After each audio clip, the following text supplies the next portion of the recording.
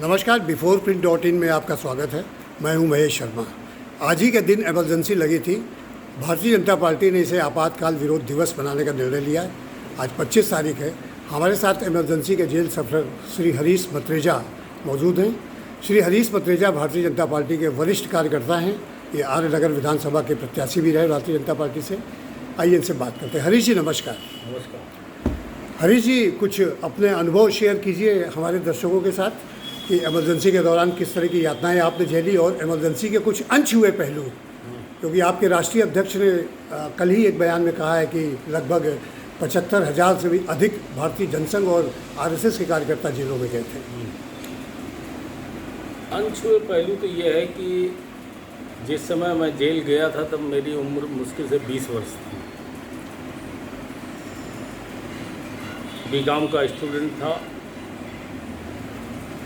जिस लोकतंत्र को जीवित करने की बात हम सुबह शाम हर जगह करते हैं, उस लोकतंत्र पर इतना बड़ा हमला मैंने तो बहुत कम उम्र में ही देख लिया और मेरे ख्याल से उसके बाद ऐसा हमला हमने कभी देखा भी नहीं। किसी की भी सरकार आई हो, किसी की गई हो, कांग्रेस का ये बदनुमा दाग कभी इनसे छूट नहीं पाएगा।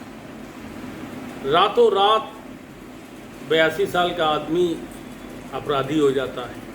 समाज में इतना प्रतिष्ठित बैरिस्टर साहब, धूपड़ साहब जैसे लोग रातों रात अपराधी बन जाते हैं, रेल की पटरी तोड़ रहे हैं। इतनी उम्र का आदमी एक हथौड़ी नहीं उठा सकता, उसको आपने कह दिया वो रेल के पटरी तोड़ रहा था, पोल पे चढ़ा हुआ था।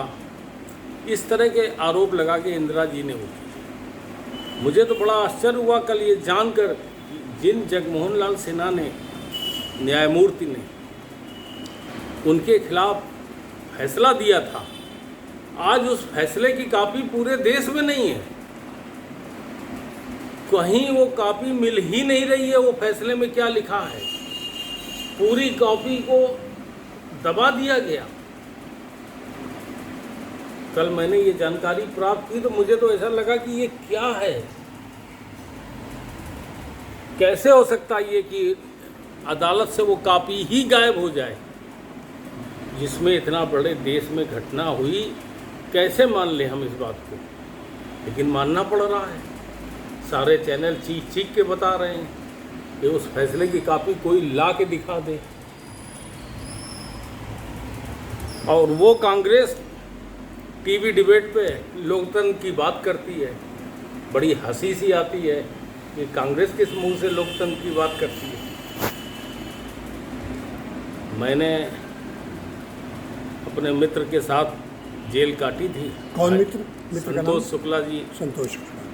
अच्छा, कानपुर से और कौन कौन लोग जेल में रहे, जो प्रमुख लोग रहे, उनके जरा नाम बताएंगे? नरेंद्र जीत सिंह बैरिस्टर साहब, IIT में धूपड़ साहब थे, विधायक में बाबूराम शुक्ला थे, रेवती रमन रस्तोगी थे, कमलाकांत वाजपेयी थे, सपा के वो हैं श्यामलाल गुप्ता थे, और ये शिव कुमार बेरिया था, और कई नेता थे। भाजपा के ये प्रमुख लोग थे। प्रेमलता कटियार थी। आप लोगों को जेलों में यातनाएं भी दी जाती थी? ना, गलत। शुरू में जो लोग गए हैं, मैं थोड़ा सत्याग्रह के साथ गया था, जो शुरू में गए उनके साथ ये सब हुआ, ये सत्य। कहा यह भी जाता है कि पूरे देश को जेल में तब्दील कर दिया गया था, यानी कि खुली जेलें भी बनी थी। हाँ, ये अनुभव है। ये मैं आपको बताना चाहूँगा कि जब हम लोगों के 4.5-5 महीने के बाद हम जब जेल के बाहर आए, तो जहाँ कहीं जाता था वहाँ एक ही वाक्य लिखा रहता था, कृपया यहाँ राजनीति पे बात न करें। अच्छा। पान की दुकान में, चाय की दुकान में, सब जगह एक होर्डिंग लगा मिलता था, पोस्टर कि यहाँ राजनीति के विषय में बात न करें। तो कुछ दिन बाद मुझे लगा कि मैंने क्यों बेल कराई, मैं वापस जेल जाऊँगा। क्या आप गया नहीं था मैं, लेकिन ये मन में विचार आया कि जाऊँगा। उस इमरजेंसी आपातकाल को आप क्या इस तरह भी देखते हैं कि देश की जो इंटरनल डेमोक्रेसी है उसको तो खतरा था ही था, साथ ही साथ पॉलिटिकल पार्टीज़ की भी इंटरनल डेमोक्रेसी को खतरा उत्पन्न हो गया था, इंक्लूडिंग कांग्रेस? नहीं, कांग्रेस में तो खतरा उसी दिन था जिस दिन इमरजेंसी का फैसला हुआ।